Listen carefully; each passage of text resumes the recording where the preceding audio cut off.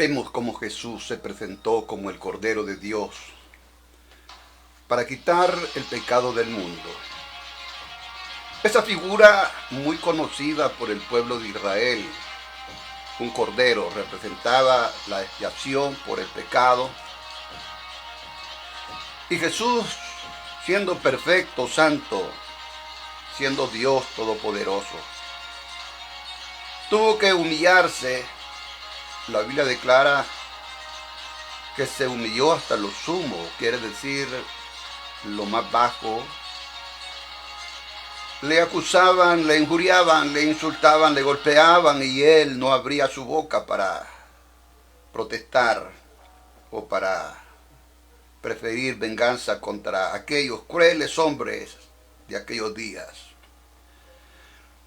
La Biblia declara de que Juan el Bautista estaba predicando en el río del Jordán. Y estaba predicando a Cristo, por supuesto, y no le conocía, no le había visto. Sabía que andaba por ahí, por algún lugar, pero no había tenido la valiosa oportunidad de conocerle personalmente. El Espíritu Santo le había hablado a Juan el Bautista, le había mostrado las características de esa persona maravillosa de Jesús. Y le había dicho el Espíritu Santo sobre aquel que vea descender el Espíritu Santo. Él es Jesús. Él es. Y precisamente Juan el Bautista estaba allí en el río del Jordán, donde muchas personas llegaban de diferentes ciudades de Israel para oír el mensaje de Juan y ser bautizados para arrepentimiento. Era el bautismo de ese entonces, para arrepentimiento, que hoy no es así.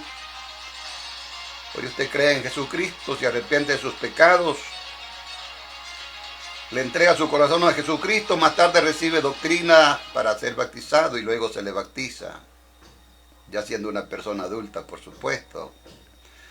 Pero Juan estaba allí y de repente ve que va ese personaje maravilloso que irradiaba unción, poder, gozo, alegría, con solo verle. Y el libro de San Juan, en su capítulo 1, versículo 29, declara y dice: el siguiente día vio Juan a Jesús que venía a él y dijo: he aquí el Cordero de Dios que quita el pecado del mundo. He aquí el Cordero de Dios que quita el pecado del mundo. Qué alegría más grande, más maravillosa, más sublime en el corazón de Juan el Bautista.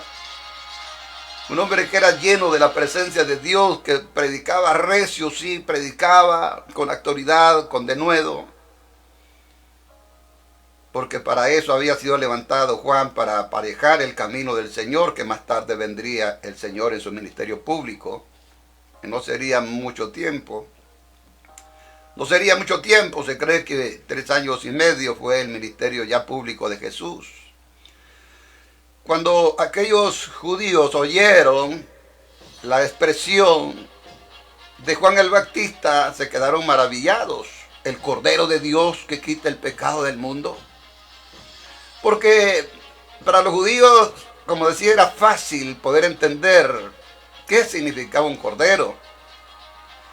Porque para ese entonces, todo el que pecaba iba y compraba un cordero y lo llevaba al sacerdote judío para que se hiciera la remisión de pecados, para que a través de la sangre de aquel cordero se purificaba el pecador y quedaba libre, quedaba perdonado, para que lo entendamos. Si volvía a pecar, pues era la rutina, volvía a comprar un cordero, volvía a llevarlo a los sacerdotes en el templo, lo mataban, la sangre la rociaban sobre la víctima, o sea, sobre el pecador. La víctima era el cordero. Y así había venido Israel por mucho tiempo. Mas en Jesús sería un solo sacrificio, mi estimado oyente. Y así fue. Por eso es que cuando Jesús murió, En aquella cruz del Calvario, el velo del templo se rasgó en dos, de arriba abajo, y quedó abierto el lugar santísimo, el acceso hacia Dios para el hombre, para que pueda llegar sin necesidad de un mediador, hombre, un sacerdote, un pastor, llámele, un religioso.